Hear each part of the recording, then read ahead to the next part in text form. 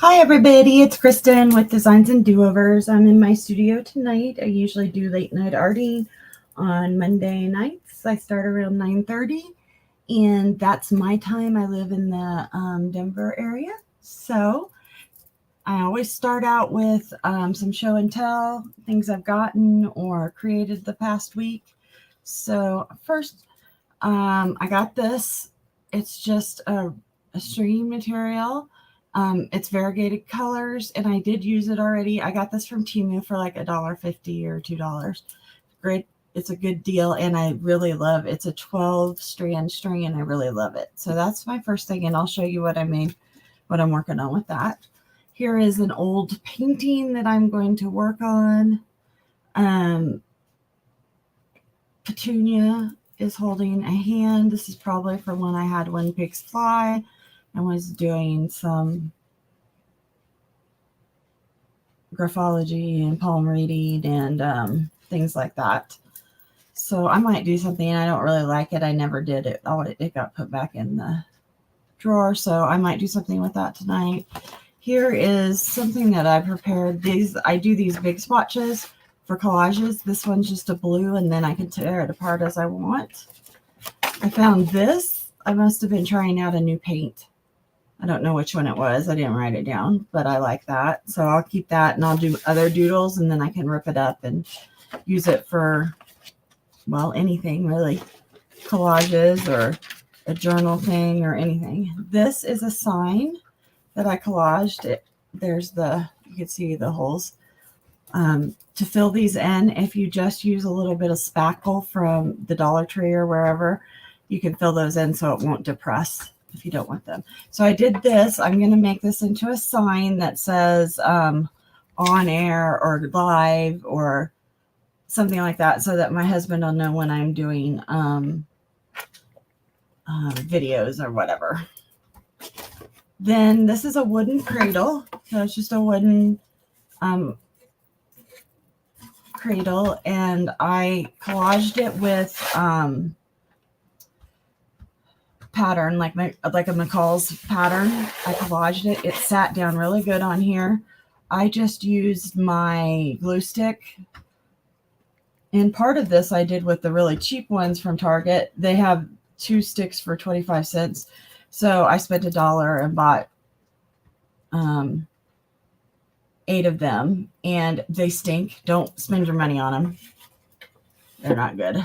But I did try them, and I did get it all to stick. And I'm not sure what I'm going to do yet with this, but it's a start.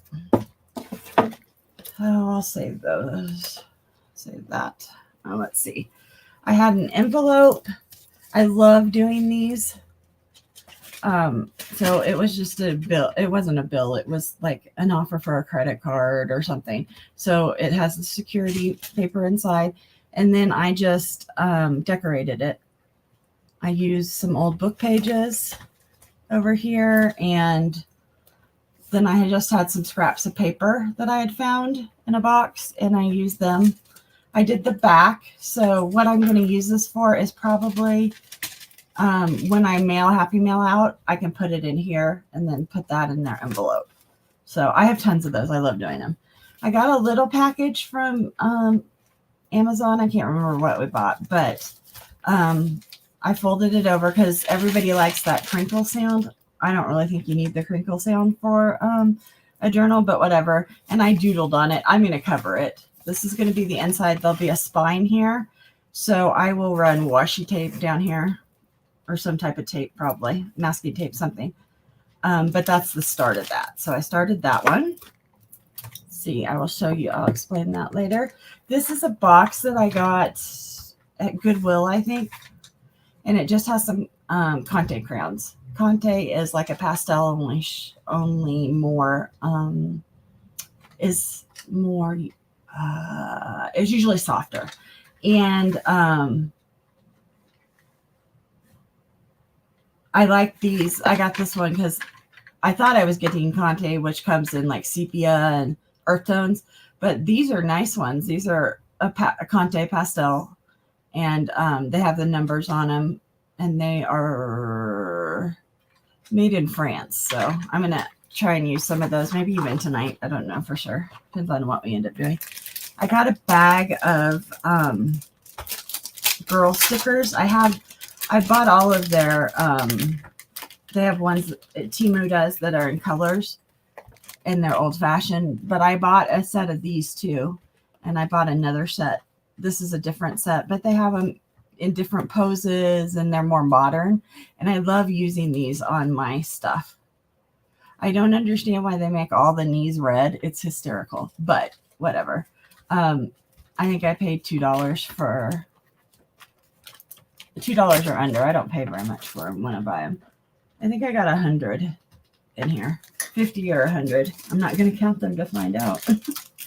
But so I will use those. I also stick them in Happy Mail and stuff. So I like having some of the modern girls too. This is a card. Somebody asked me about my cards. Oh, I almost lost that off my, put it over here. So here's a card I started. It's on some cheaper watercolor paper.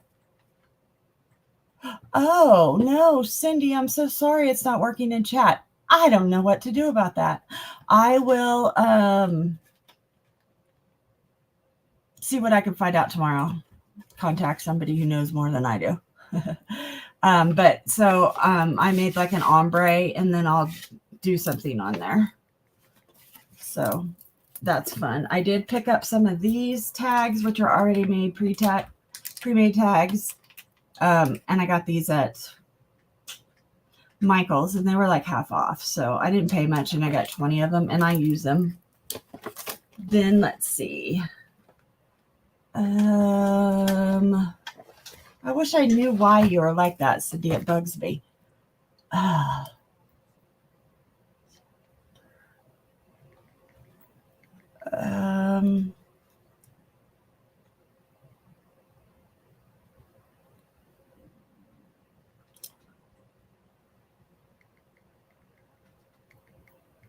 Okay, I changed a filter on there.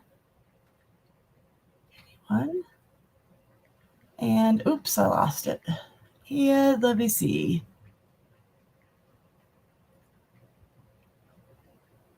Nothing blocked. Okay, so do you might want to try it again? I don't know. You can see.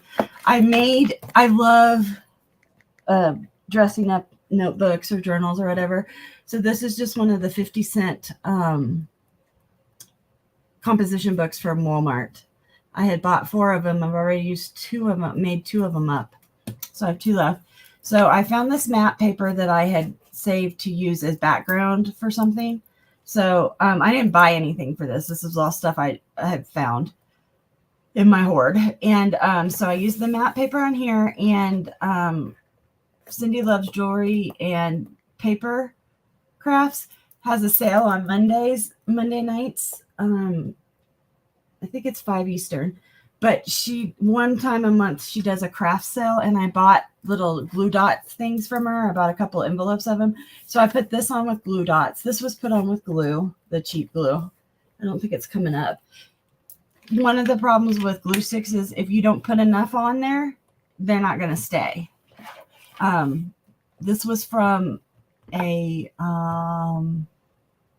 calendar that was 2 or 3 years old that I had. And so I made my first page, and I always make an index just so I know I could kind of find out. I didn't know I was going to put tabs on, and I'll explain that. So then I made an August calendar, and this is from the calendar pages. I just ripped out the tops. And oops, sorry, I hit you. And I just numbered them. And I always start on Monday because I used to work, and I always had a Monday through Friday calendar at work.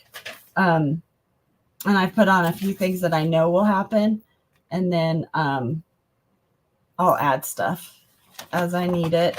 And then I glued 2 pieces of paper together for the next page. It makes it stiffer.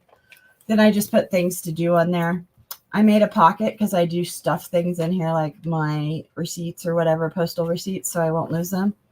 And here, I put this down with that cheap glue and from Target, and it's not all stained, but it's pretty good. I mean, that's pretty good.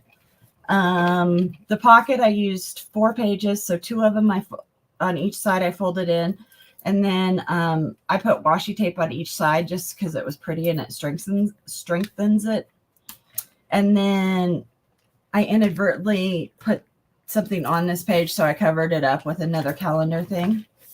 I leave a few pages after for each month.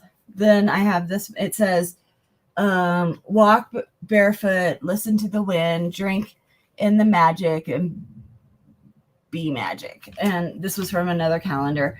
And then I put a tab on it. It says September so I can find it.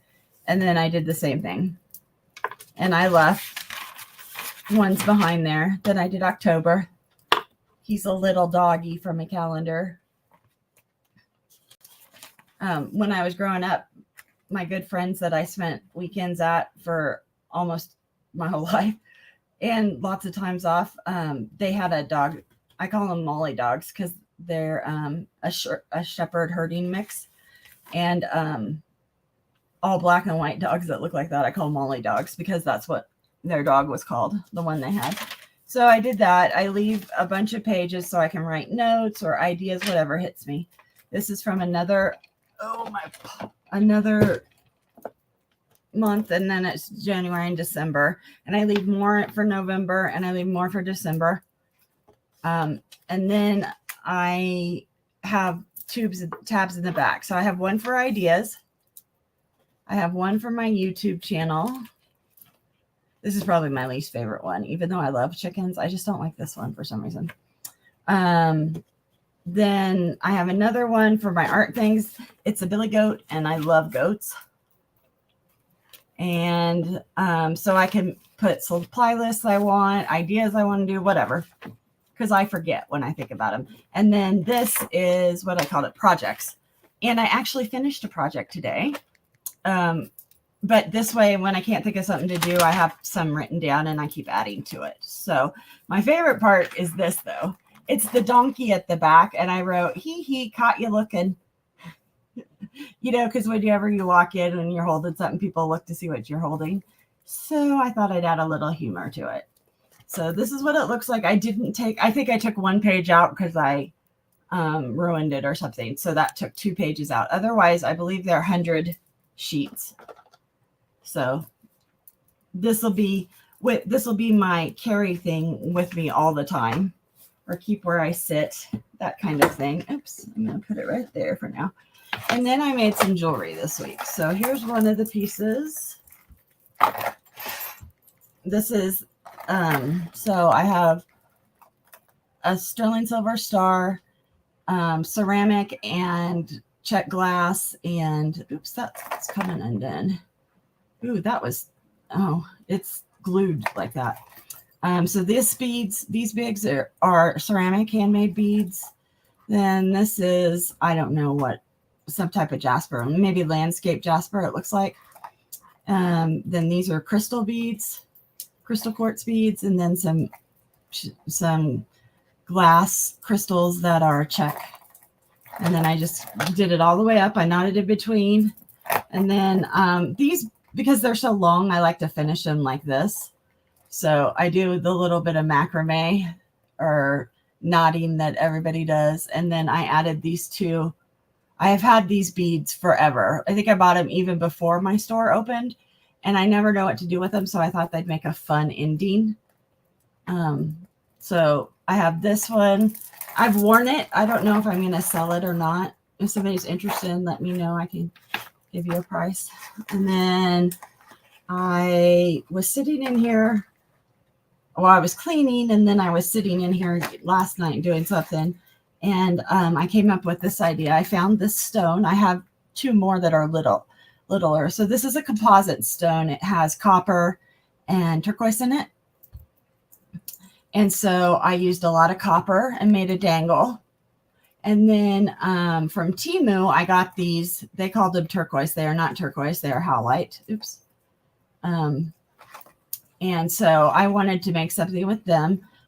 And then I have these little hematites that are kind of a bronze color. So I put them in between and then put a copper one on it. And I made the necklace. And then I put on a clasp. I made an extender because I think it's 18 or 19 inches long, and you can make it longer. Oh no, maybe it was 20 inches. I don't remember, but you can make it longer if you wanted to. So this hung lower. But I love adding dangles to things. That's part of the fun. I put so that it doesn't touch the beading wire, so the integrity doesn't, wear away. I put on 4 little hematites. No, 5. I can't count.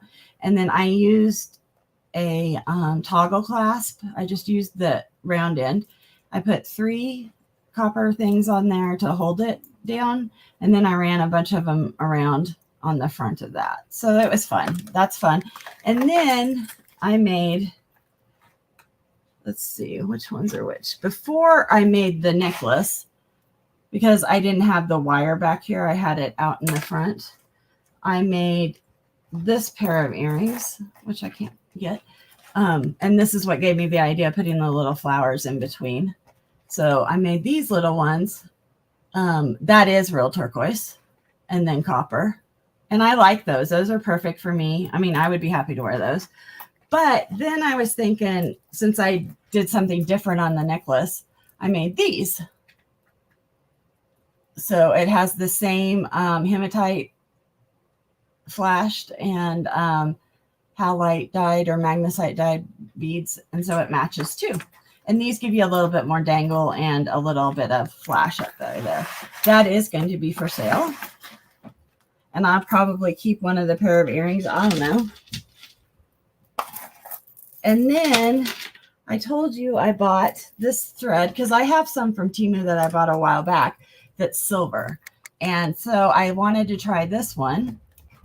And I keep these little boxes and I keep work that I'm doing in them. So everything's all together. So I used, can you not attack me? Okay. So I had this poor little single butterfly hanging out. It's a magnesite or halite butterfly. I've sold them. And then I started stringing it.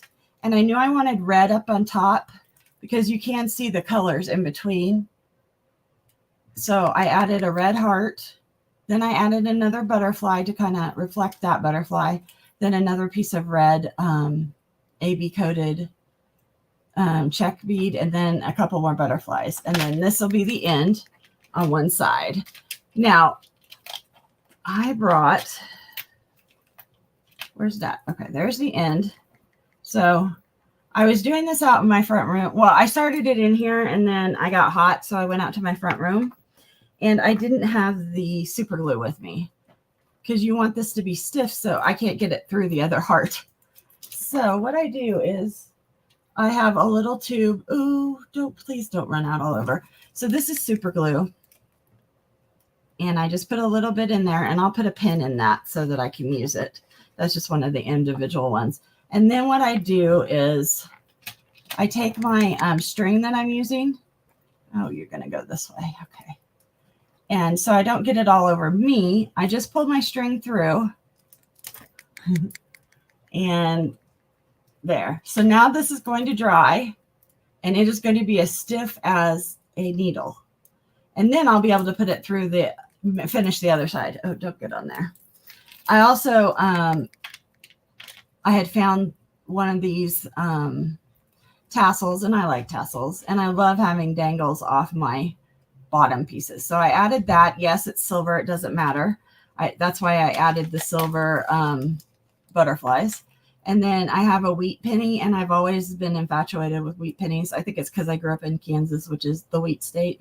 So I punched a hole in that and dangled those. And I'll probably add a couple more dangles. I just haven't got that far. So I use this little tool. This one's by Impression Arts.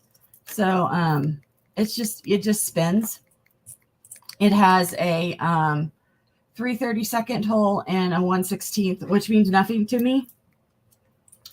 The 1/16 is the tinier one. So there's its, so there's its size. And you just put your piece in there and then you screw down. Now, these aren't the strongest things, and I have broke them. I have 3 or 4 of these.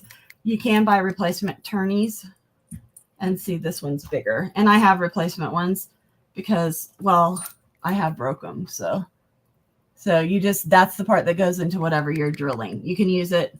I've used it on leather. I've used it on pennies and nickels and dimes.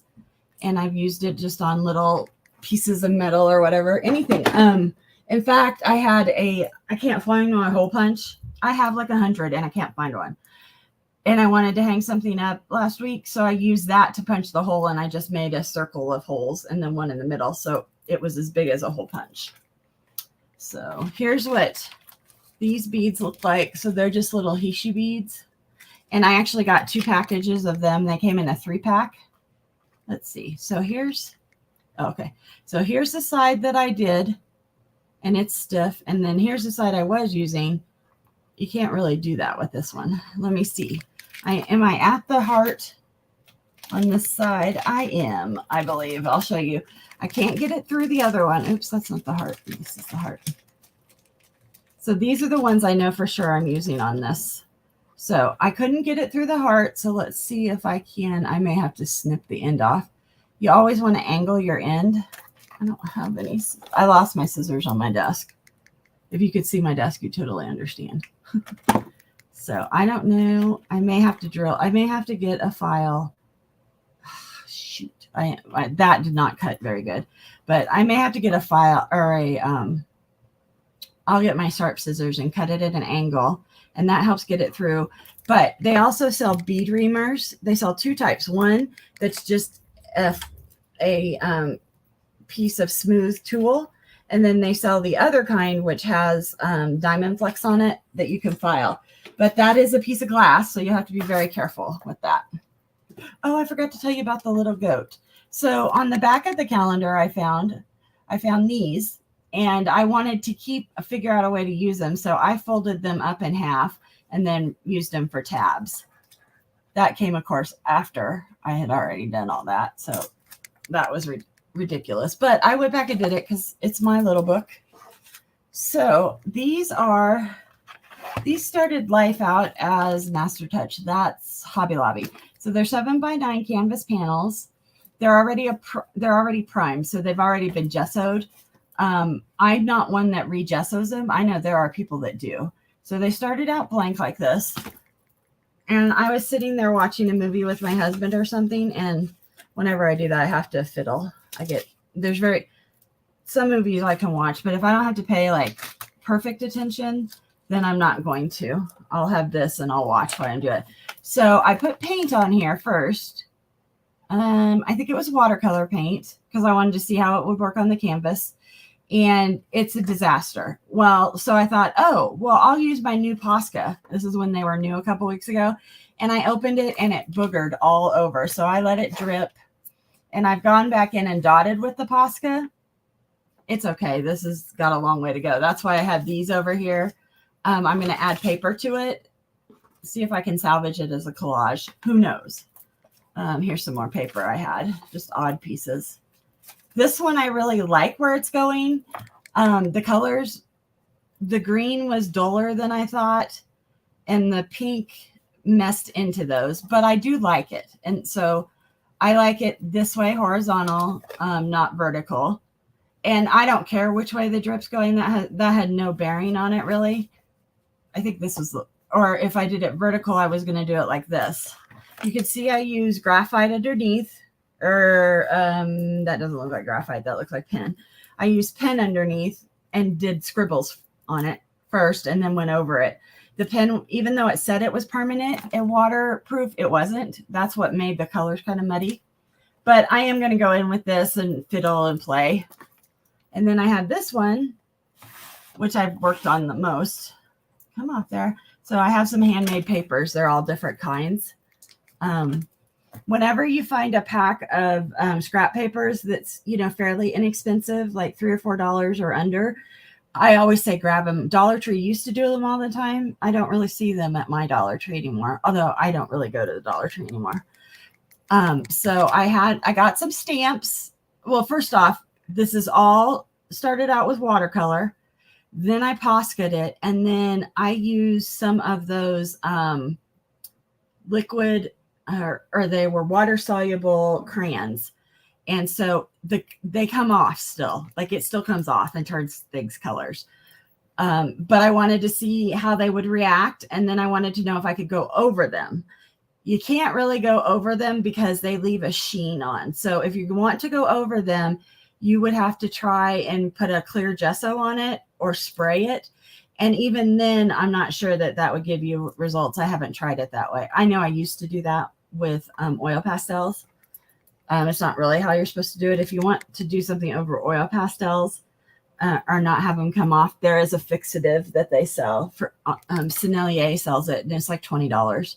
You use it for years, though. I did these stamps, which I liked. And then I added some Posca dots, which they're not as white, so I have to go back over them. And then I did a little birdie up here, and I was going to stamp a stamp, and it smeared because of it was still kind of slick. So I'm going to add something over that, but this is going in a good direction. So I don't know if I'll like collage over it. Sorry, my fan's blowing things, but I have some of this paper that I tried and some of the others.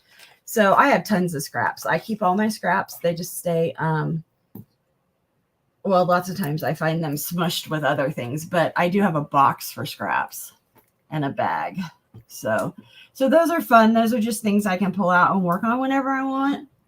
If I'm bored or, they're not going to be, it was me learning how to use the canvas boards, because even in school, I've never used a canvas board really. And I wanted to try and see what would happen. And then for tonight, my husband took me out for early dinner at Red Robin. And he was asking me he always asks me what I'm doing on late night farting. Not really farting, late night arting. He just makes it funny. And so I said, I think I might do a watercolor with like a folk art kind of landscape. And Cindy Loves Joy, who is for whatever reason. Oh, thanks, Pam. How are you doing? Hi. Cindy's here. She just can't type again. I don't know why. So I've got to figure it out. I thought I'd done. I can't find her blocked anywhere. So I'm going to have to talk to YouTube. But Cindy's here too. And there's several people. There's 5 in the chat. Okay, that's not several, but that's 5. So hello to all of you lurkers. Cindy Loves Jewelry has done several of these. Diane Anton, and I'm sure Anton's not how you say her last name because she's French, and it's Antone. Antoine? I don't know. I don't speak French. So I thought I'd do one, and I wanted one with the hills rolling because I like that. And then this paper got so dirty sitting under all that. So I drew that. And then I wanted a house because I like having a house in mind. And I put a fence down at the bottom that just goes off. And then I made a road. And then I decided it was going to be a night scene. So I have a moon here and I just drew it by hand. And then I'm going to put some pine trees and a couple birds or bats, whatever's flying at night. So that's what I'm going to do tonight. And I'm going to move this more like this now. And let's see, we'll do that. And okay, there. So it is very light. It's still not quite light enough for me. If you don't want to have to erase stuff and you draw, use a water soluble pencil. Oh, and we're having some pretty loud thunderstorms, if you can hear it, and lightning, and lots of lightning. So if I lose you, I'm sorry. It's not my fault. It did flicker earlier. I don't want to lose you, but so I draw mine, and then I go back over it with an eraser and lighten it as much as possible. Now, most of the time, my stuff is going to get, everything that you see here will get outlined probably because I love outlining stuff with a black, probably my, I think I have a black Uniball Signo. I don't know. One of my favorites is actually the Sharpie pen. I love them. They're just the same size tip as what's on a fine tip Sharpie, but I just like these. I like the feel of them. And I don't see a black Uniball Signo, so I may have used it all. But Uniball Signo is the best white. So there you go. It says Uniball Signo. And then I have it in silver and black, silver and gold. And I thought I had a black, but I don't know. Oh, and before I start that, Hobby Lobby was getting rid of some of their paints. So I got this egg thing. It holds 24 eggs, 8 on each aisle. And let me show you. Let me pull a tube out.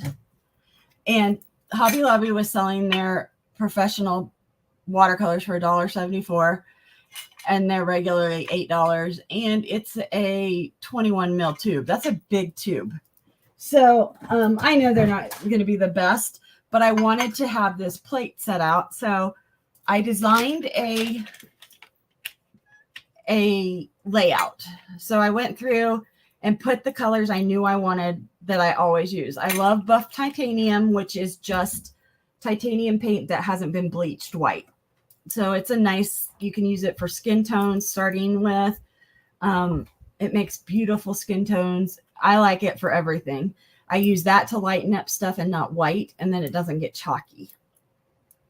I like Moon Glow, which is a Daniel Smith color, and it is like Payne's Gray, only it leans to purple.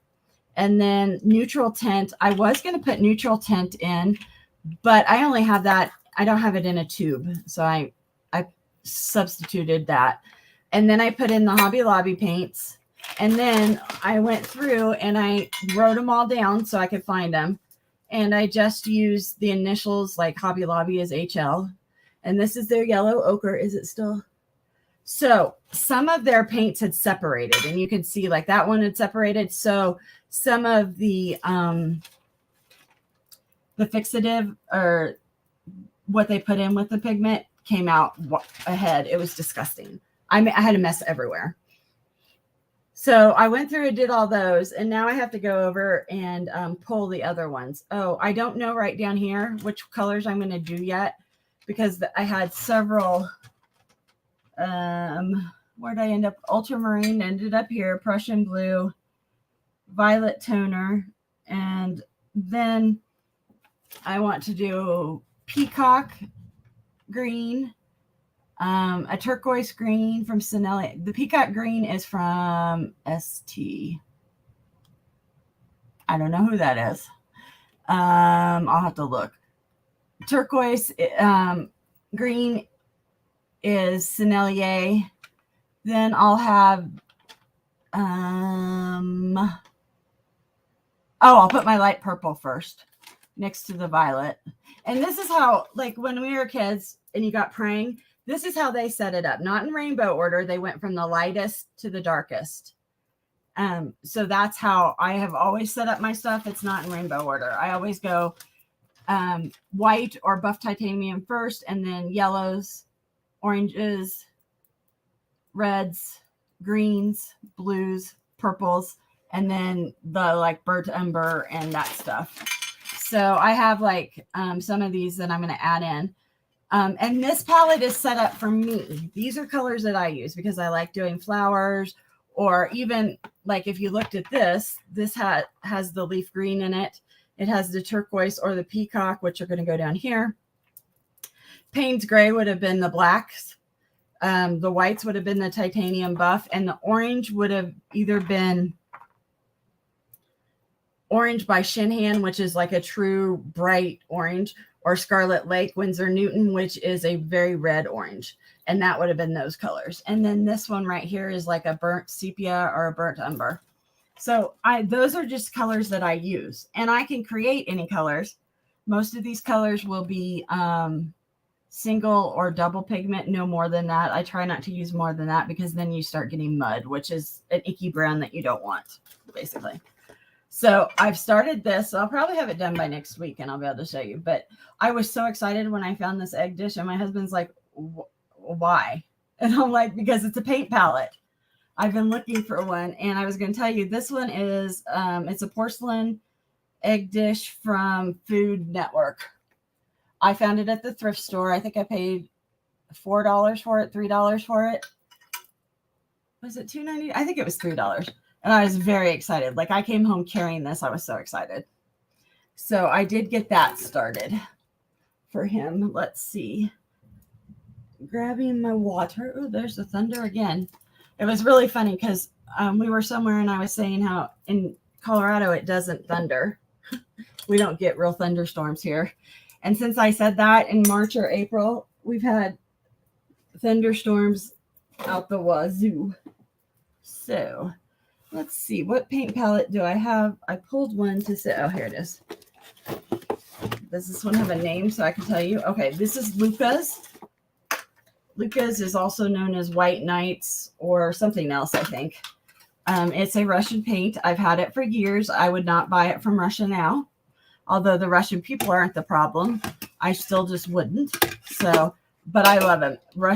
Luka's has been one of my favorites since I found him, probably close to 10 years ago. And they do sell them by other names, White Knight, Luka's, and there's another name too. I can't remember. So that's the paint I'm going to be using. If I could move all this junk, you might be able to see it. See, the problem with paint palettes, the reason I got that big one is so there isn't mixing space on that. That's fine. I'll mix in the palette. But the mixing space and these, it's like a trifold. So it's hard to set it up where you could see me pulling my paint. And I'm on, somebody will ask. So I'm on Fluid 100 cold press. That's this one. It's a block. And I'll tell you what that means in a second. But it's acid free, and I think it's a cotton paper. Oh yeah, 100% cotton, right in front of my face. And it's by Fluid 100, which is oh, I can't remember who it is, but you could they still sell it like this. That's the front cover. So, and this is what size did I say it was? 9 by 12. So I thought I'd do a bigger one with you tonight. So I'm going to set that there. Hey bear. I'll leave my pencil. I'll put my pencil away. And I've got a huge mop brush. This is what they use for calligraphy. This is one of the brushes I bought from Temu. Oh, no. I bought it off Amazon. It was on my wish list. So I haven't ever used it. I've gotten all the binding out of it. So now I'm going to use it. And so, like I told you, this is going to be a night scene. And so, do I want to start up front? I probably do. And I know that I'm probably going to want a Prussian blue. And I don't know which one of these is Prussian blue for sure, because I write the names on them so that you can see it. That's good. The paint covered it. We had a little accident with these and it went all over. But what I do here, you can see this one. So this is Mayan Blue Deep. Put Luka's, so I know who made it. And then, oh, I didn't do that. Oh, you can't see. But I also then put the paint number on the side. And then this is in a metal palette. So I put little pieces of magnet on the bottoms of them to hold them in place. But like I said, we had a spill. That's all right. I don't care. I am going to try. This is going to be, that's Violet. Payne's Gray. I don't want Payne's Gray as my backwash. So I think what I'm going to do is lay down a pretty bright back color first. Cyan is a primary blue. So this is like the blue that we grew up with. I put it on my pad. Ugh, I can't do that. So it's down here. You can't see it. So it's a very bright blue. And I know where my sky is going to be because I outlined it. And I put some more water on my brush. I am just using this because the back of the paper will then be ready. And it'll be bright. It'll be a bright color. So I'm just putting on a very light wash. And I'm going to tentatively go around my, okay, I need more. Tentatively go around my, where my moon is. I'm not going to go real close to it right now. I can close in later because I don't know if I'll make it bigger than that or not. And it's okay if it overlaps a little. It's fine. So I've got my wash laid down. And that's great. So I got my first layer done. Oops. I don't want a hard line there because that wasn't the end of it. And so, I told you, I tell you a block. A block is a watercolor paper that's been glued on 2 to 4 sides so it won't ripple on you. And then you just use a flat butter knife or a palette knife underneath it and slice it off. And they're more expensive. It's a more expensive way to buy it. These were on sale one time. So I happened to get them. So each of my fields are going to be different colors. And I'm not sure what ones I want. I love greens. I have 1, 2, 3, 4, 5, 6, 7, 8, 9, 10 greens, and then a bunch more I can mix. So I like this green. What one is this? Sap green. Yep, figures. Sap green's one of my favorites. I think it's going to be, if I put it back here, close to the moon, it will be, and I put my road in, and that I'll probably make with Payne's Gray. I'm sure I have that in this one. So I just want it to look like different farm fields. So it isn't necessarily going to be true to color, but I just want people to know that there are different hills, like rolling hills. So it's like a folk art kind of landscape. So I think I'll do another light green. This is bright green. These will all end up being toned down. So I think I'll put this. Oh yeah, look at that. That's like a lemon yellow. Tennis ball yellow or green. Depends on where you're from, what color you call that. It also depends on your eyes. So I'm going to put that one over here. As you get older, your eyes see things more yellow. So that was always something to remember in art therapy when you are working with older or elderly or sight impaired people, because they don't see things. So they may not be picking the darkest color because they're depressed. They may be picking the darkest color for many, many reasons. So I'm going to make this side a different color. I do want like a wheat field or something. Amber waves of green. As such, let's see. This one looks like an ochre. Okay, that'll be fine. So you could see from my things that I mix in there. It's just a convenience factor for me. It's not anything else. Especially because these are convenience colors. I'm not mixing them myself. So it doesn't really matter to me whether I mix them on my brush like I do here, or if I want to, excuse me, or if I want to mix them on the palette itself. So to me, I mix it on the paper even. So to me, that's not a big deal. Okay, so it's starting to come together. Let's see. Maybe we should have one that's kind of a brown, but I don't want it too brown. Let's go with this green. I don't know if this will be enough of contrast. No, hey, that green didn't turn out too much of a contrast. Oh, I'll lay it down first. These are just your first layers, or at least my first layers. That's how I'm doing it. So it's okay if they're not perfect. I'm going to go over my fence line. That's fine. And there we go. So Diane Anton loves to do these. Cindy loves jewelry and paper crafts. She likes to do these. I know lots of artists that like to do these, and they always turn out different depending on, who's doing them. But yeah, when I learned about them as folk art. Show. Oh, I thought I found it, Cindy. No, that wasn't it. I am so annoyed by that. Oh, so this green is way bright.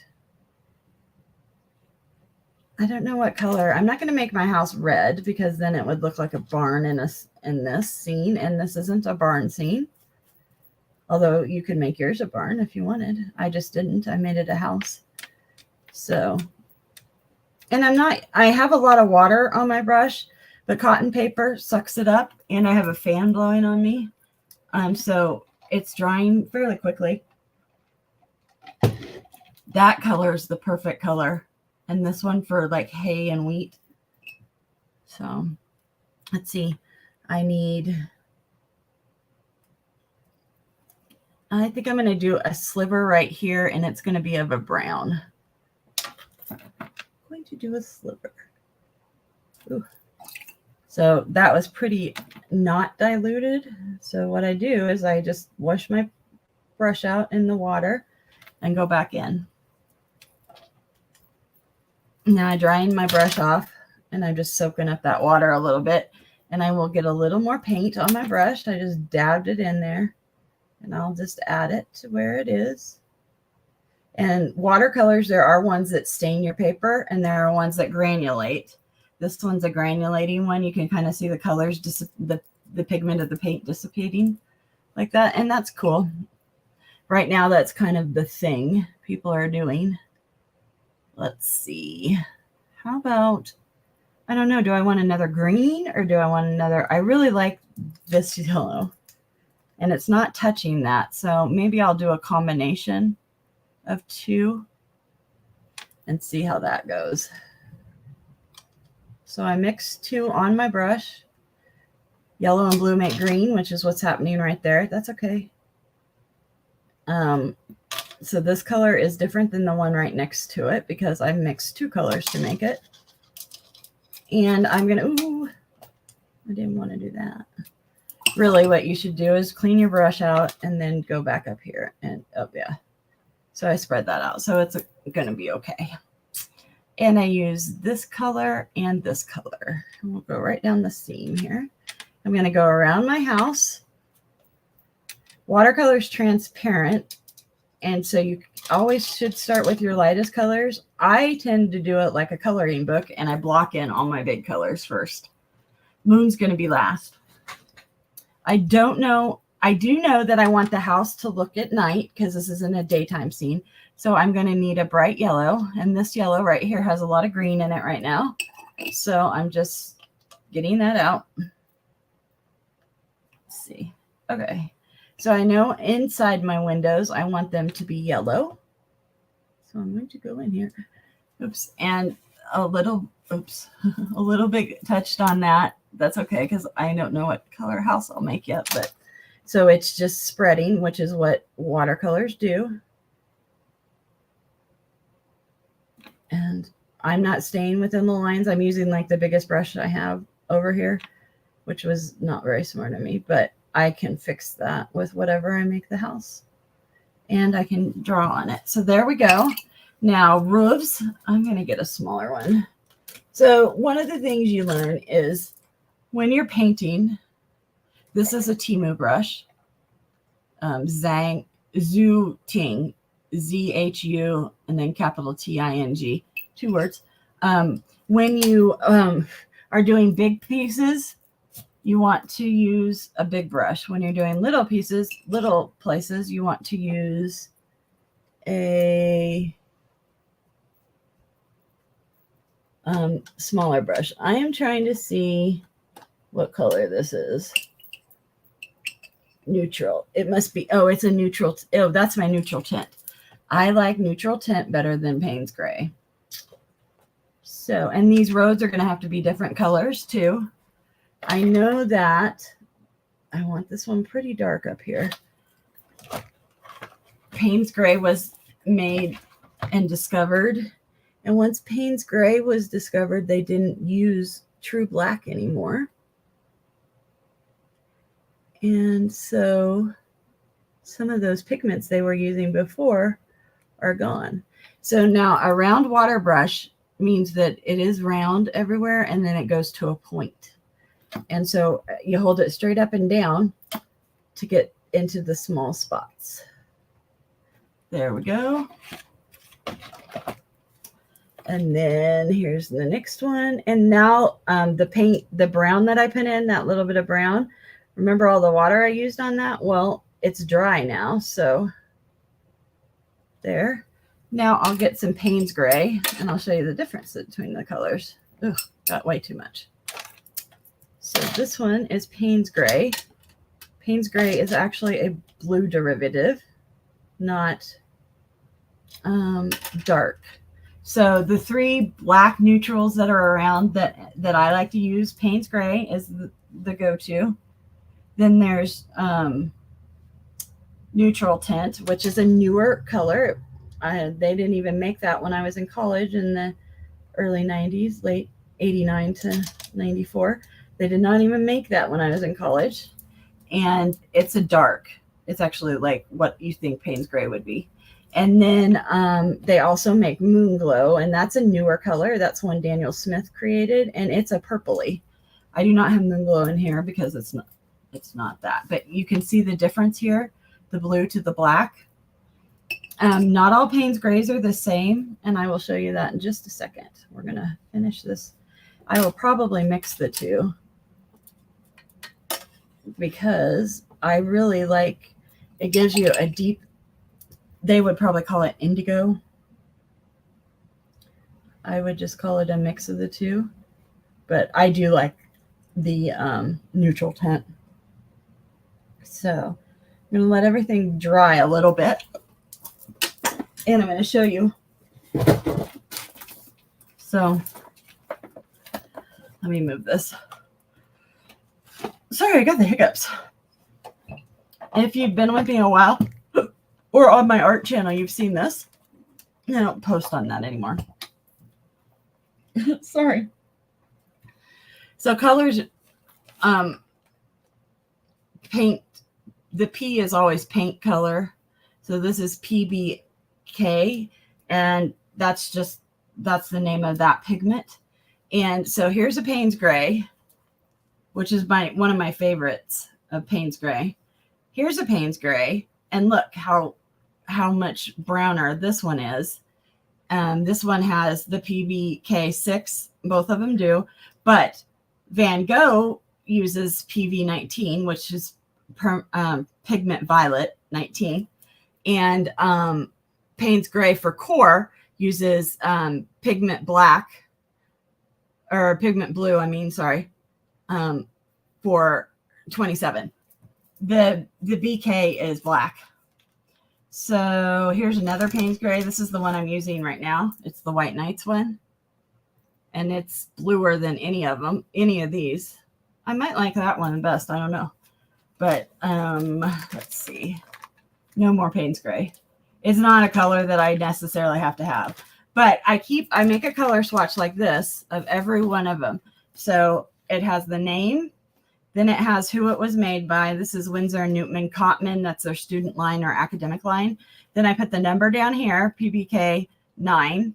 Then I do a wash, or then I do a straight band of it directly out of the pigment. Then I make a wash. So it goes from the darkest it could be to the lightest. There's a black line in here to see how transparent it is. Then I let that dry. I make a second line here going vertical, and that's what 2 coats of it look like. And then I use a water brush and I take off a line of it, and this is how it removes. So it will stain your paper. So I have those in all the colors I have. If they come in, I'll show you. If they come with, if I get them like in a square in a pan, then I put the thing on the back. So I know this is a pan color. So I only have indigo, white night, and pan color. And I haven't done the swatch, but I have it ready. Then let's see, there's browns. But yeah, I do that on all of them. And that way when I was making my palette, I went through this and picked out, well, whose red brown do I want? Do I want Schmincke's, or Shinhan's, or Mission Mangello Gold? Or, whose blues do I want? So that's how I figured that out. And did that. So that's what all of these are. So I can do that with all of them. And I have them separated by pigment. This is PG, which is pigment green. And then these are all of it. Here's the neutral tint I was using. They use PG2 for that. believe it or not, that's a brown, or that's a green tint. So I have all that. Here's the Moon Glow I was talking to you about. See how it runs more purple? So it has green, brown, and blue. No, green, blue, and I can't read that one because it became so opaque over it. But that way you can see the colors.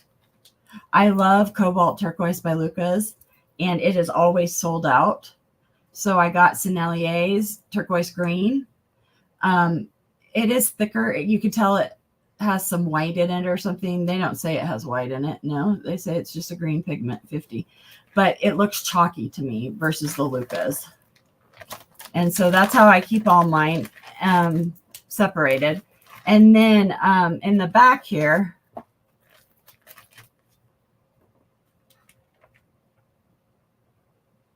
these are neon colors. So they go by a different code. And they're usually fugitive, which means they will fade or change on you. And then I have the pure mineral pigments, which are from Daniel Smith.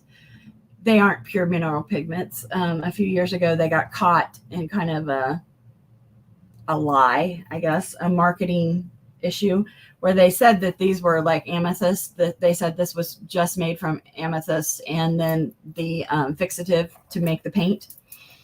But it's since been found that they actually put pigments in these too. So even though they don't say that on there, they just say the name of whatever it is. So I don't have all of them, but I won't probably buy any more of them because they're not using honest or transparent marketing. So and these are ones that aren't listed, like Lucas Gold. It just says it's a pearlescent pigment, so I have it back here. Oh, you know what? Lucas Gold's in there. I can show you how I do it.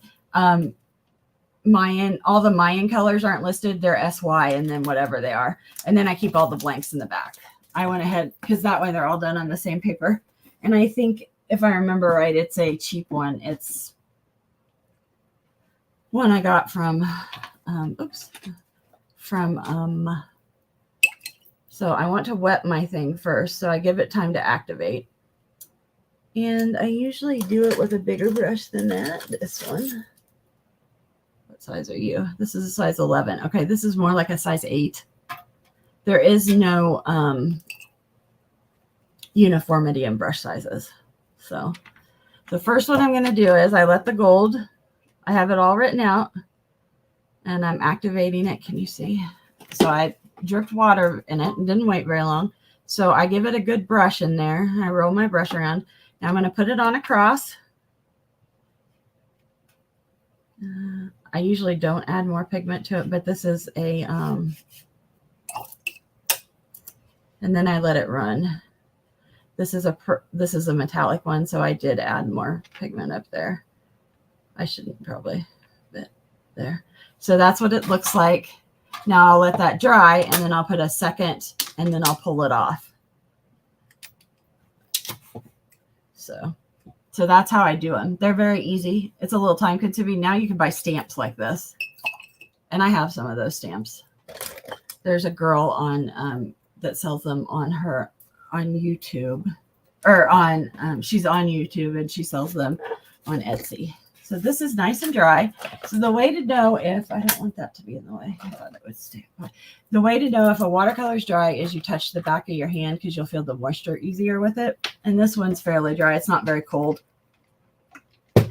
So I'll get back out my brush I was using, the littler one.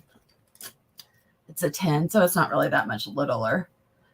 These have an extra long, these aren't like long barreled, but they made them long, and I like my brushes shorter and a little bit more substantial than this is, but that's okay.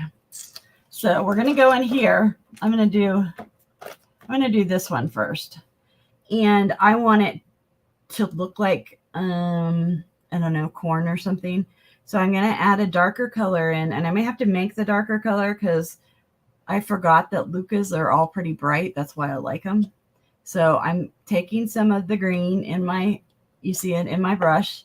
I'm putting it up on my, you see the mess. Okay, I'm putting it up on my mixing thing. I'm going to get it wet again, and then I'm going to get a darker blue or a brown, maybe a brown. And I used this brown right here, which is burnt something. I can't read it. And I'm going to make this a darker green. Oh, I like that color green. So what I'm going to do is I'm going to, first off, I'm going to put it just on. I was trying to think if I wanted to do the line first or what. So I like my brushes to hold water and pigment. That's a fuzzy. Very well for me. I don't like to have to go back to my water a lot, so I don't. These aren't too bad brushes, you know, for, I think I got 10 or, no, I got 12 of them, I think is what I got. And I got them for like $5 or $6 on Temu. So I'm going to make another line. And if you ever seen farmers, they make lines in their fields, and it follows their rows follow the earth, natural thing of the earth. So I'm just doing in this way, and I ran out of the color I mixed over here already. Whatever, I don't care. I'll just mix some more. One of the things that I do and that comes fairly easy to me is mixing colors. So if you're really concerned about it, then you want to make sure that you mix enough of whatever it is to have for whatever your project is. I almost mixed the exact same color that time. So I noticed my eyes aren't quite as good as they used to be, but I don't mix as much anymore. I used to be able to mix almost any color, just first bat. So it was fun. I liked being able to do that. People at school thought it was a parlor trick. My degree is in art therapy and psychology, my bachelor's, and you basically get an art degree and a psych degree with it. So my watercolor teacher, Diane, and she also did something else. I don't remember. She was always mad. She tried to get me to switch because I took all the watercolor classes because that's my favorite. Always has been. I don't have quite a line in this one. Not that it really matters, but while I have this paint on here and it's still kind of damp, I'm going to go in here and add that. So she would always be like, "Are you sure you're not switching? I can't convince you to switch." Because she's like, "Your sense of color is amazing." Okay, I added a little bit of blue to it that time, which didn't make a difference in the end. I just did that because as we get lower, it gets a little brighter. And it's going, oh, that didn't make a huge difference. Shoot. So to fix that, I'm just going to go back in and add more green. I don't know. I was talking, so I added blue. There, that's better. It's still too dark. So what I'm going to do is pull out as much of this pigment. Since I'm on watercolor paper, the pigment will pull pretty well. I want blue and green. I want green. I don't know what my problem is. I want green and brown. Okay, that's too dark of brown. There we go. Sorry, my bracelets are changing on nothing. So tell me, guys, what have you been working on the last week? Okay, that looks better. When it dries, you won't really notice a difference. Oops. And that's okay with me. I don't have to have it. It doesn't have to be perfect. I want the differentiating in the lines more than I want anything. And I can add,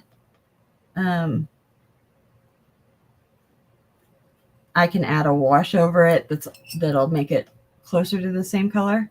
if I do a wash over all of this one. But you're seeing the lines, so it looks like it's a farmer's field, which was what I wanted. This one's going to be blurry because it was a little wet. There we go. Okay, so I got that section done. I'm tired. Okay, this was going to be like hay or something, and it was just this color, right? I can't remember. So this one I'm going to do is flat. So it's just going to be all the same. There's a little bit of green in there. That's okay. It's going to be flat. And then I'm going to add bales of hay. So I don't really need the lines so much in this one. There are lines in hay fields, but that's not the important part to me. I want to put the hay bales in here just for fun. And hay bales are something that they used to paint, painters used to paint, because it showed their skill at, especially in the Impressionistic years, of showing light. That's why there's so many hay bales painted in the south of France. And so these I want to go this way. Kind of want them to go this way. And it doesn't have to be real precise because it is a hay field and there will be bales going in. So I'm skipping every other row, making one darker. And then the hay bales will go in the lighter rows probably. It's probably how I'll do it. So there's that. Got red on there. So if you're using a bigger brush, these pans are very small and you might have trouble getting into them. They do make what's called a whole, these are half pans. A whole pan is 2 half pans. So that's a lot easier to get my brush in. But that's why I got that egg one, is because I can use my big brushes, you know, and really build up some juicy colors in there. Let's see. This one, I need green. Oh, I missed a call from Cindy. I think Cindy was just trying to send me a message. Call me on my home phone, or call me, I don't have a home phone, but call me on that phone. So I picked up this green, which I thought was going to be darker. And if I remember right, okay, I just didn't, I had watered it down some. Okay. So then I think this may just be a field. I may add flowers to it. That would be fun, wouldn't it? So I love the effect you get when you dry brush. See that? That's dry brushing.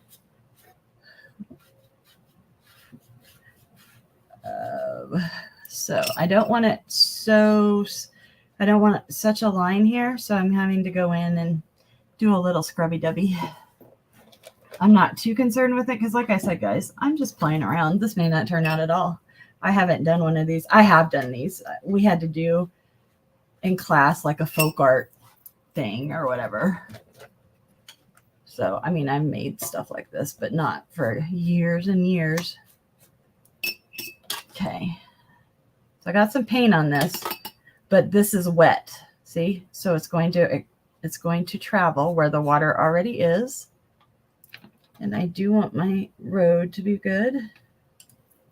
Let's see. Okay. Cindy, did you talk to me again? Oops.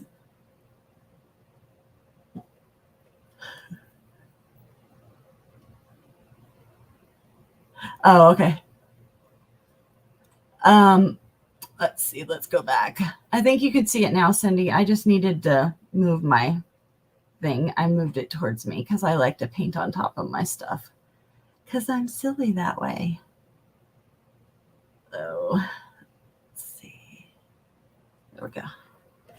So as I think I'll put flowers in there, and flowers won't be like what you're thinking of. It will be abstract, and they will look like blobs is all probably. Now, when Cindy did hers, which I really liked, she added like sheep and all this different stuff. It was so cool. And I think she put in a river or something. I don't remember. She's done a couple. But so over here, it was getting that you could see where I added the blue, and I didn't like that. So I got some water on my brush. Then I put it into the color, and I'm just going to go back over, and that green will lighten it up a little, which is what I want. I don't want it quite that dark. I need some right over here. Art, like abstract art and especially like collage and stuff, it's all about the layers. And so the layers is what it's all about in watercolor too. So I think which one was I using? I was using this one. That's the part I don't do well at. I don't remember which paint I'm using anymore. Not that it really matters. And I don't usually, like I said, paint. So I want that, but that's bothering me. Okay. So I'm going to leave that alone. I do have my fence outlined, but I'm probably not going to use that while it is, I'm not going to probably put that in with a pencil. So the darkest part of the road should be right at the edge. And I let the water flow. And I don't know if this is how they would do the roads, off center like that. May be wrong. But I like it better that way. Or I made it that way. So it's really dark there. I want it to be really dark down here. Because at night, roads are really dark, right? So while it's still wet, I want it to go in like that because then it spreads. And I want it to spread. And I'm going to go into the other side. So I'm going to flip my painting around. And, I'm doing, so oil painters particularly is where it came from. Or when you're painting on a big scale, you use the stick, and I can't remember the French name for it, but you lay it down. It has a head on it that's usually out of leather, and then it has a stick. So you lay it down, and then you don't have to put your hand on the painting. So I have always, like in school, they taught us how to make it out of like a tree limb or something, or a dowel. I have a video started. I'm trying to get it done on how to make it out of a large paint stick. And if you watch, I don't know who uses it. I can't remember. Maybe Denise Love. Maybe she uses it. She uses a paint stick too. Not like the paint stick I use. Oh, that's looking good. I like that road. Not like the paint stick I use, but, she just uses the plain paint stick. I show you how to put a piece of burlap on it and stuff. So I'm going to put that out. And see this? I'm putting in one of the darkest elements all right now. I probably will not get this finished tonight. Because I don't know what time it even is. Oh, it's only 10:43. I feel like it's like 12. I did take some medicine for my head. All last week, I battled a headache, a migraine, and it came back this afternoon some. Not as bad, but I still had to take medicine for it. I'm really done with them. I haven't had a bad headache like that oops, that I grabbed the wrong thing. How did I must have hit it when I pulled up my brush. Hey, Janie, how are you? I'm just doing, this is watercolor, and I'm just doing a kind of a folk art piece. I saw Cindy Loves Jewelry and Paper Crafts, I think is what her channel is. Just hit Cindy Loves. Oh, I'm doing great. And you'll find her. And she was on a kick with these last week or the week before, and she was making them. And she saw it from Diane Anton, who does lots of fun, different things. I've watched her I started watching her during COVID. So Okay. I will go back in with my fine liners and add detail too, but I'm having fun doing it with a brush. I like adding detail with a brush. It's challenging for me, and so I like that. Dumb. I like to be challenged. So that's what I'm doing. And I'm putting the road in right now, which I've never added a road to my painting. But I like the way it zigzags through the painting, so I wanted to do that. I didn't look, so I don't know if this is really how the roads look when you zigzag. I know they're close to each other. I didn't know if they were offset. I offset mine. Except for here, I didn't get it. This one's bothering me. I may have to bring it up, which would be fine because this is the closest one to us. I may just have to do that. So, see, I'm getting bored with the road because, you know, I did really good in it. The longer it goes, the more bored I'm getting.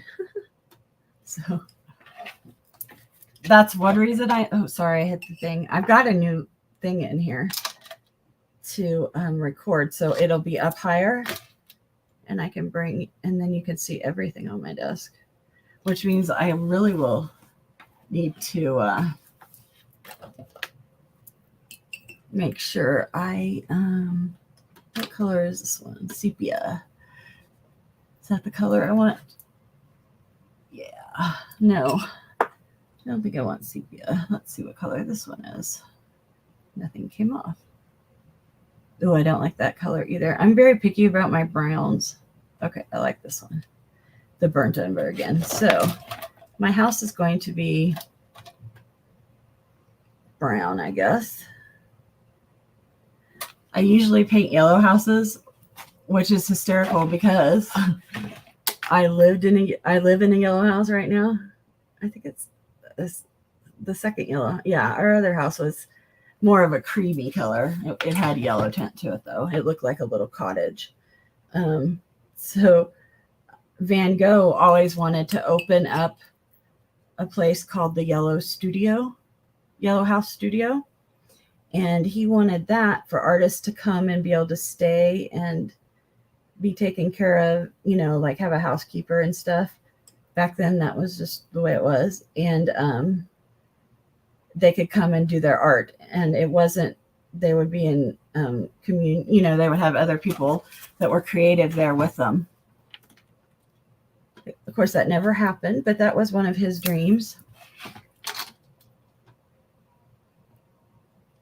I thought about calling my studio the Yellow Art Studio, the Yellow House Studio. Van Gogh's one of my favorites. He's always has been, always will be. I also like Da Vinci for a totally different reason than Van Gogh. And I love Da Vinci's that he tried so much. He didn't just stick with oil paintings or sculpture like a lot of masters did. Van Gogh drew, and he did watercolor too. So I like that. I've always loved Picasso because Picasso did collage and sculpture and jewelry. And one of his daughters, Paloma, I did a report about her for one of my classes in college because she is a artist for Tiffany and Company in their jewelry department. And I always wanted to be a full-time jeweler. My parents growing up, my dad worked for a furniture store, and next door was a jewelry store. And the owners, he would sit out in the area, and the owners would come out and sit out there and eat with him and stuff. And then they hired him later. Barb and Dick has hired my dad later, and he did all of their engraving. on their, like back then it was very popular to have monograms and all that stuff, or, like a silver bowl for your some important anniversary or something. So he did that for them. Um, sorry, I'm just trying to decide how to make my Windows uniform. So he became really good friends with them, and so I did work for them on and off in high school, and in college. Well, in high school, I took I didn't take any art classes because in middle school, my art teacher told me that he hoped I didn't want to be an artist because I sucked. And he said it in front of the whole class. So I refused to do any more art after that. And then my sophomore year, I think, I was signing up for my classes, and there was jewelry making. And I was like, I have to be in that class.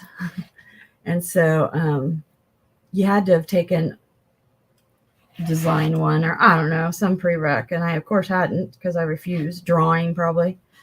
And so my mom talked to the school and talked to the teacher, or my dad did. My dad actually knew him. He had taken art classes from him in college.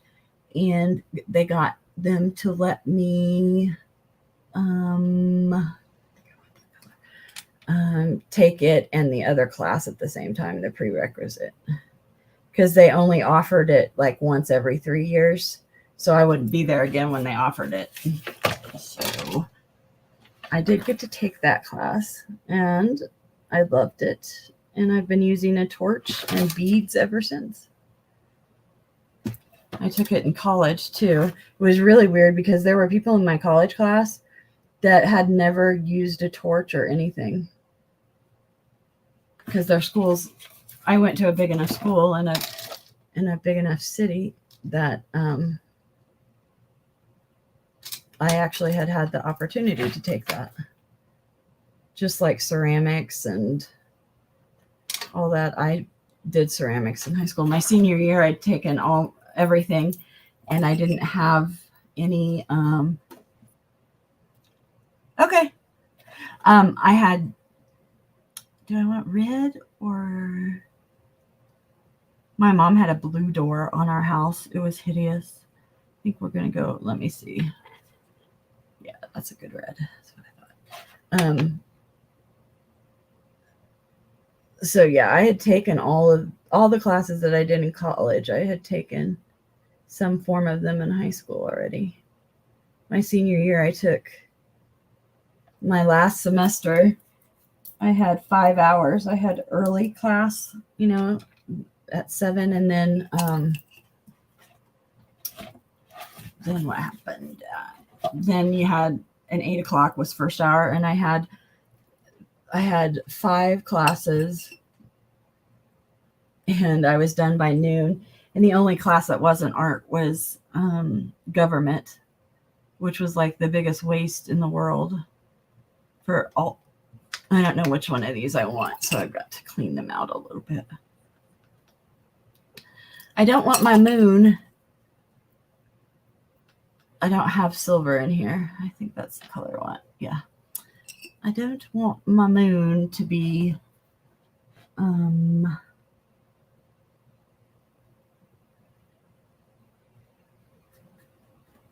white. And I'm doing the moon before I do the very background really good, because yellow is a translucent color anyway. I almost knocked myself out. And then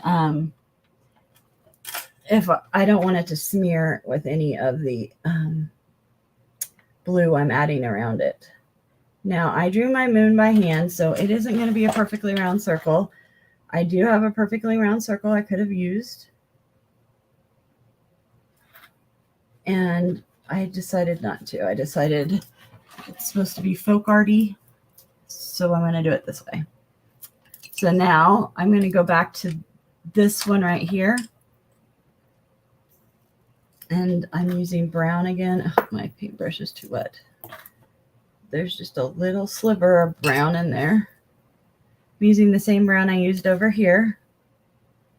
That'll help guide your eyes to and fro.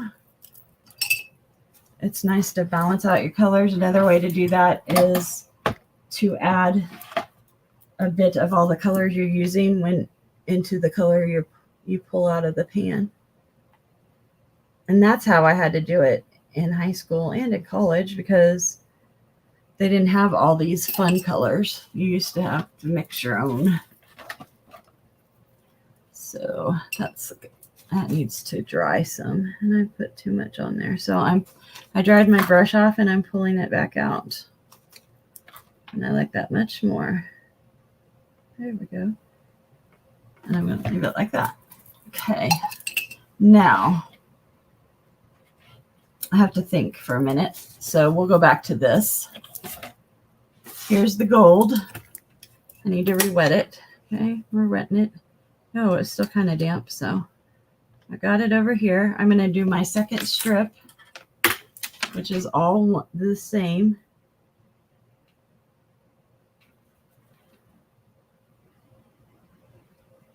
So I want to do that one.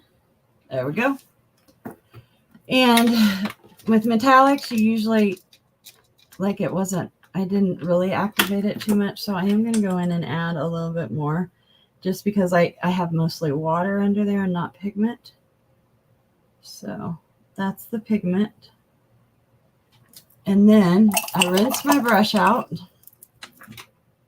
I put water down right here. And then I dry my brush off, and then I see if I can pull. Oh yeah, see, it almost pulls all of it out. And almost went right back to. Usually I would wait till this side right here got dry, but since we're, on YouTube. So that's how I make those cards. When it dries, I will put it in my book. So let's go back here. I need trees, which I will again use that brown for. Oh, I have to open this back up now.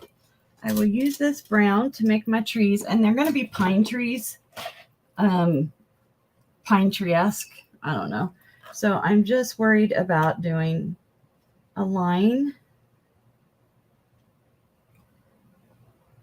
down. That one got a little crooked. That's okay. The reason I'm doing like a ponderosa pine or whatever is because it's easier for me to do than it is to do like an oak tree or something. That's the only reason why. And I wanted it in front of the moon. Like that. There may be others in there. I have to let that dry again. So I'm going to go down here to where like my, oh, look, that turned out really good. That was just this color. Now I did get black over here, so I am going to see what I can do. I may just make since there's black over there, now I have to let it dry. I made my decision. I'm going to turn this upside down, which could be bad because I'm going to make stripes going this way. But you want to pull towards you when you paint, not away from you, because then you have a better chance of getting a good straight line when you're pulling towards you. So that's not green enough. Maybe we'll try this green.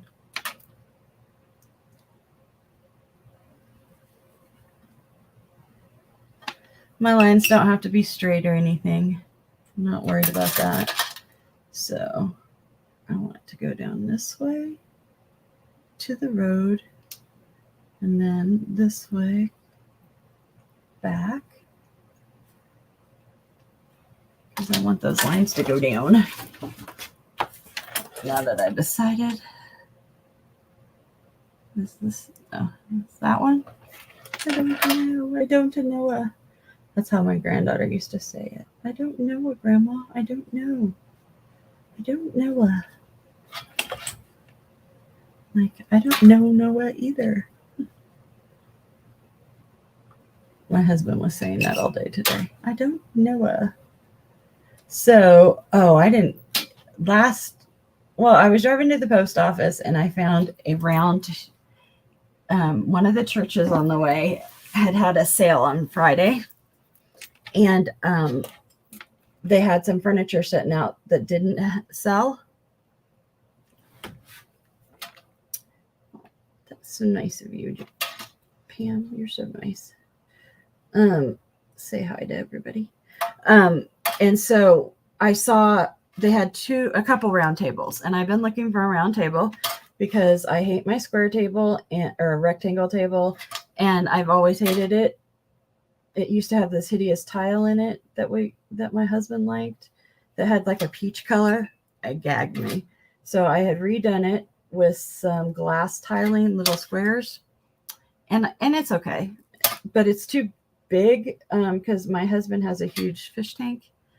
And so in the kitchen area, it's like an eat-in kitchen, it's too big. And I saw this round table and I had wanted a wood one or a white one with a wood base, or I don't know, something like that.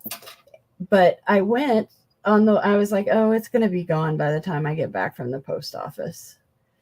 And I pulled in there and I had a choice of 3 different tables. But there was this pretty red one, and it was taken apart already. So the top and the base were separated. And I was like, oh, I could, and I'm driving my small car, my little sedan. And I'm like, oh, I bet I could get that in my car. And it's not too far from our house. It was only a couple miles.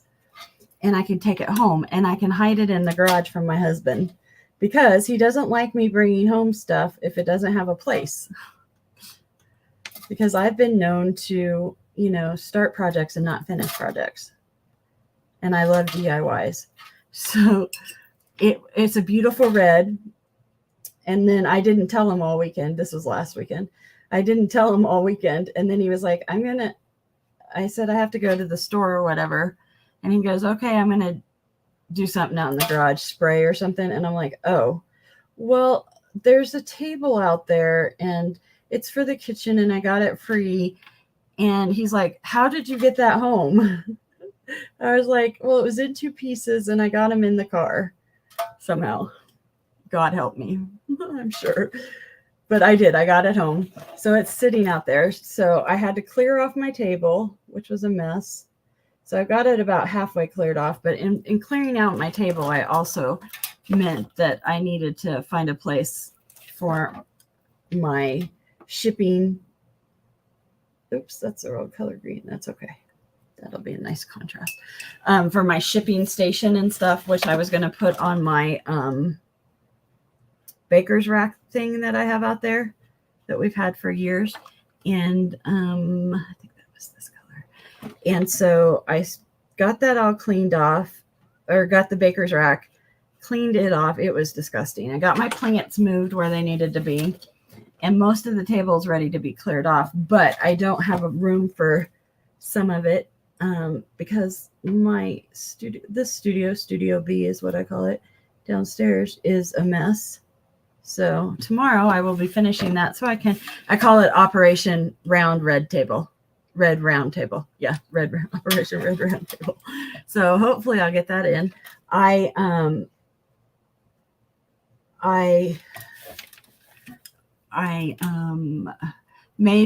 have a little space over next to from where my boards end, my pegboards end, and where the divider in this room is for my beading stuff or for my jewelry making stuff, the torch and everything. And so I had this hideous bulletin board, and I knew if I covered it with burlap and then put, tack heads on it, that it would fit there, or I thought it would fit there. So I did it all this morning. It took me about a half hour. I used Gorilla Tape and double-sided Gorilla Tape, and then tacked it down. And I was so excited because it turned out really good. I can show you a corner of it is all probably. And then I brought it back here and it's too big.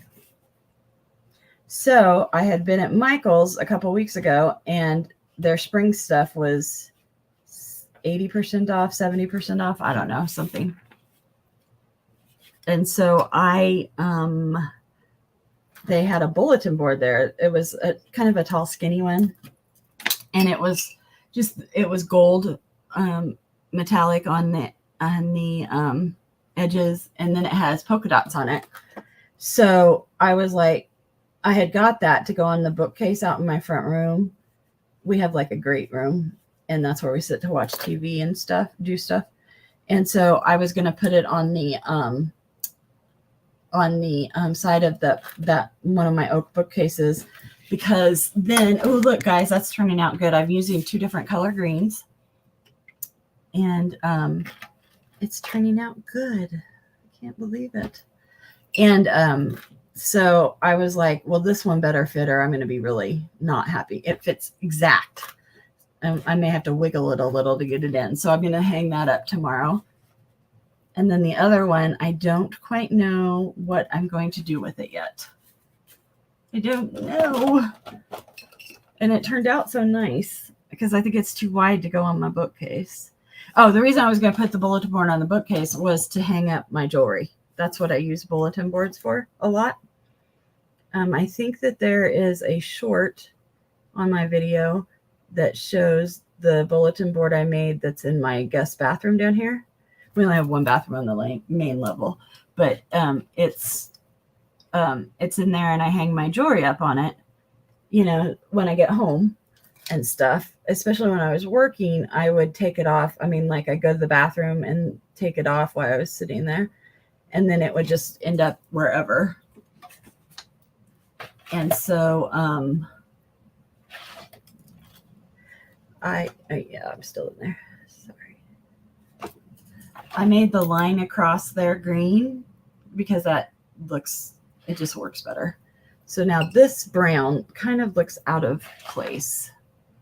So I'm going to go in here. We like this color. And I'm going to cover it with that. And the reason that color works so well to cover it is because it's more of an opaque color. There, that. So now we have this, and I guess I'll have to do it dark because I don't like the way it looks. So we'll darken this one up. First, I'm going to do this.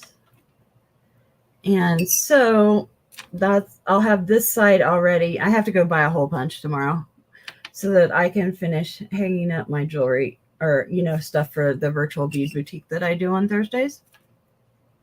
It's done at noon Eastern if you're interested. And so I will have that all done.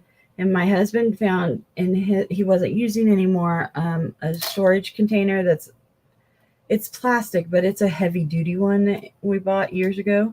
And he's not using it in his office. So I was like, sure, I'll take that. So I'm going to put my printer on it. Not my big Bertha printer that I do my art prints on, but my printer that,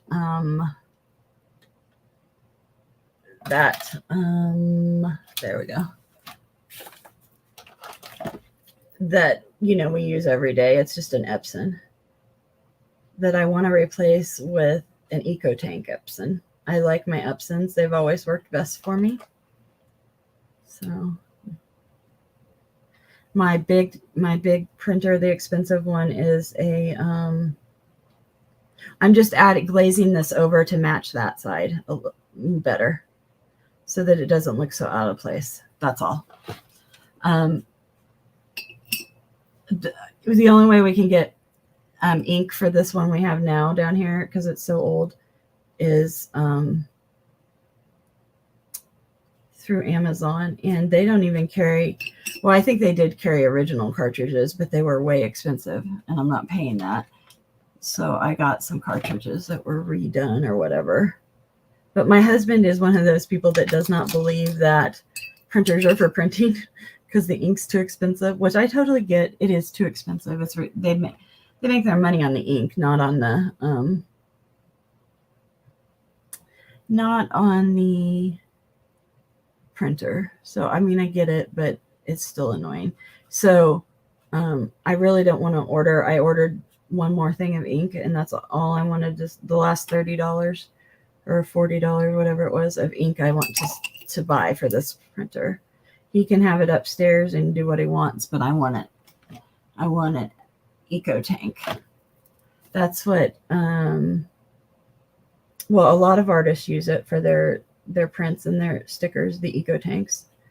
And then Gail Augustinelli, she's a journaler, a journal maker and such, mixed media artist kind of, that I watch, and she uses that's what she has, is an Epson EcoTank. I think it's Epson. So that's what I want. And it was on sale for $199 right now, but we had some emergency things come up, so I have no money this month. Well, I have some auctions on Friday and Saturday this week. So I think it's the 3rd and the 4th, whatever Friday and Saturday are this week. And the family resale auction is on. They do it every quarter. I have shared a short, and I think I put up on my YouTube channel, and I think I put up the links for it, or the information about it link. And then they've already got the thumbnails made for the event. And they have 40 sellers over 20 hours, and we each get a half hour. So it's a fun way to find new people, both for your channel, like for my channel, like they may not have met me before or seen what I have to offer. And I've met so many good people through this. This is like my 3rd or 4th one I've done, I think. I don't really remember anymore. And so I will be on it. They don't let us tell our times because they want you to come and see everybody, not just like me. Although I am that good to come see. I get it.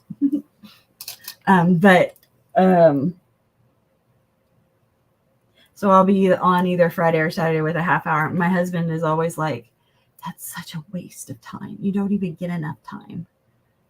But it's enough time for me. And so I'm going to be bringing, that looks okay. I'm just trying out some different colors now.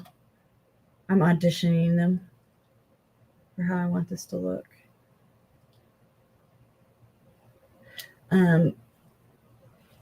And so I will be doing that, and I'm going to have some new vintage items that I used to sell on my eBay store. And I'm going to bring those, and I always have purses. And what else? And then I'm thinking I'm going to sell my bookmarks that I made a couple weeks ago here online.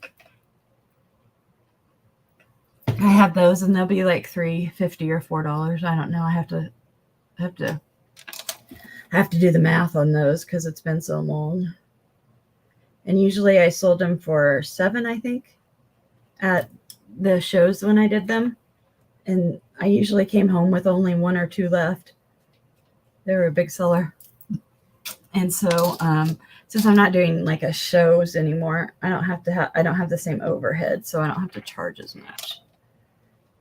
So I do need to charge enough to make sure I can buy more supplies for it, but that's it. Whatever. Now, there we go. So, oh gosh, guys, that's turning out better than I thought. Okay, so we have this one right here to do. And I think I'm going to mix a green for that one. Because, I mean, the brighter green's okay, but I want more of a moody green. So let's go in here and pull this one out. And the reason I don't tell you colors is because it doesn't matter. You can do this with any color you want. And then I need a blue.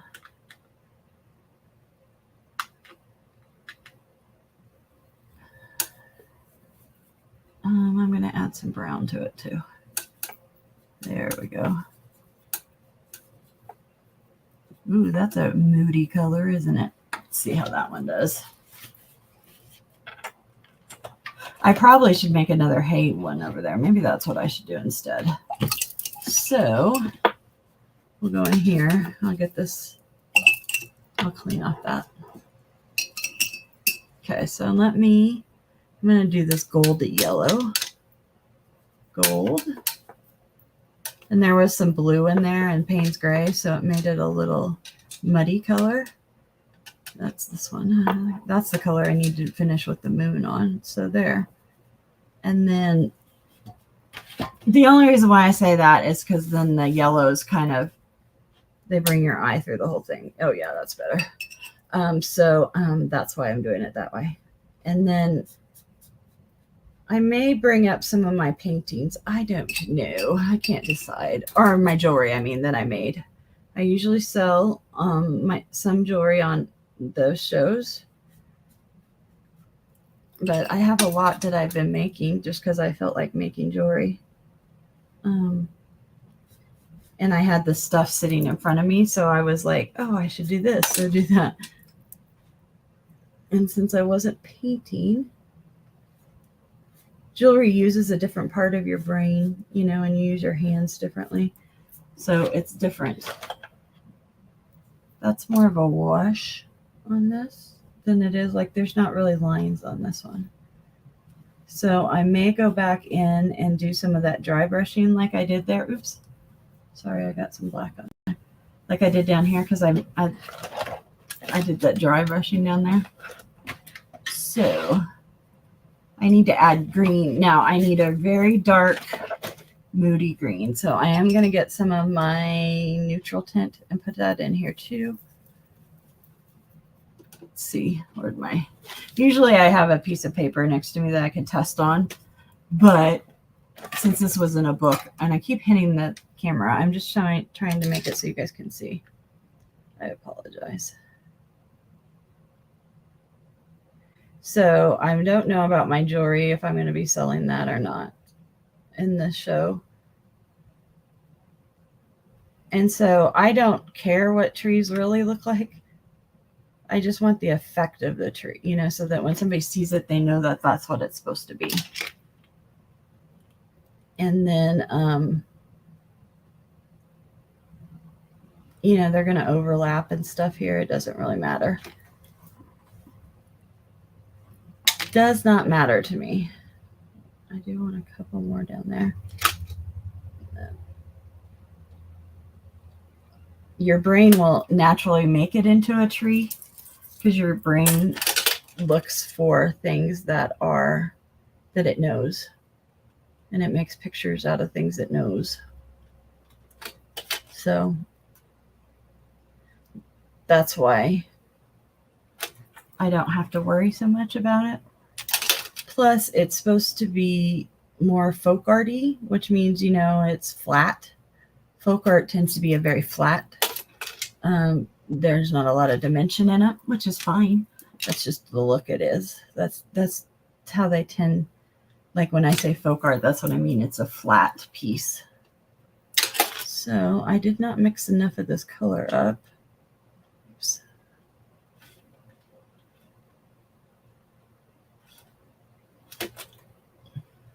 I like it when it's kind of falling like that.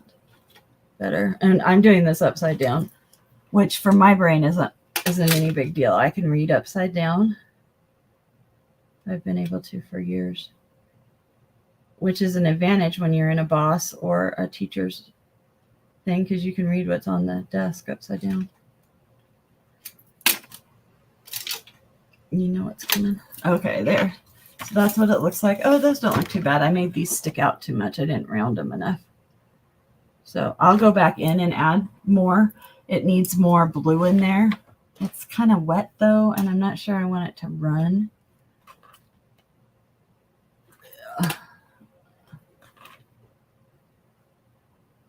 So yeah, I'll go back in and add that. That's probably, it's looking pretty good. I'll probably finish this. I don't know when I'll probably, I have to, this one. I have to get ready for Bead Boutique, but maybe tomorrow night I'll paint with you guys, so you can look for that. I may be on. I don't know for sure yet. So the house I have to put on mullions, so it looks like that, and that red isn't done. I'll use this one, I think. No, I used that one. Oh well, we'll add this layers. Yeah, that's too pink. That's all right. Orange will cover that up and make it redder. So we'll go in here. This is one of my favorite oranges.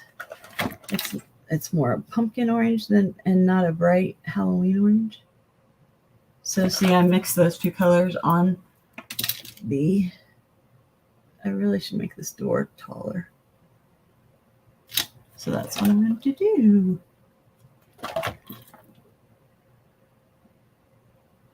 Don't ask me why the windows are so big. I would have no idea.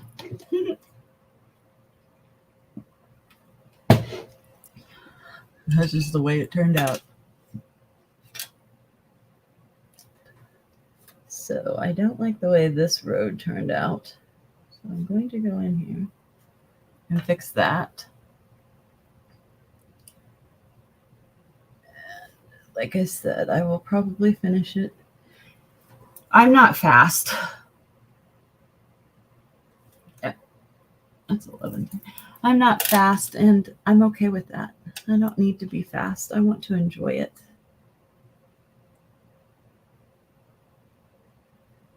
I think Cindy took about 2 hours. She was on for about 2 hours when she did hers. So I know there are people that paint very fast. I have never done that. I always like to contemplate it. So it's looking better. I want those to dry so I can add some color in there. So this is what we've done tonight. I did them with my Lucas watercolor. And I will come back and work on it again. I don't know if I'll wait till next week or if it'll be done. But I'll try and record it, or if nothing else, I'll show you it when it's finished on a short. Oh, I have hiccups again. Thank you all for coming. Oh, thanks, Jane. Thank you all for coming. And it's easier to see it. Oh, no, it's not. And I will, I look forward to seeing you around the tube. Have a great week. Hopefully your Monday went good and the rest of the week will too. And if you had any questions about any of the supplies I used or any of that, you can always email me. My email's right up at the top. It's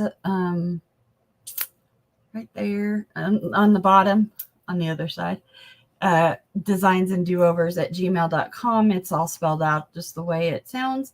And otherwise, I will see you the next time I come on, which will be, if I don't do a pop-up, it will be Thursday at noon Eastern with Virtual Bead Boutique.